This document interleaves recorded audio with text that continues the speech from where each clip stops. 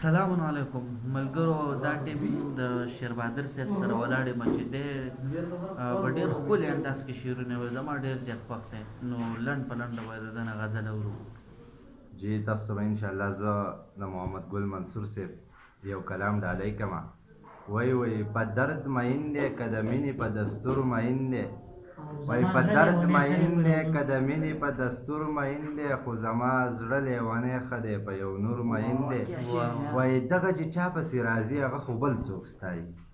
جمیل صاحب وایي دغه چې چا پسې راځي هغه خو بل څوک ستایي، داسې ښکارېږي یو رنځور په بل رنځور مین دی.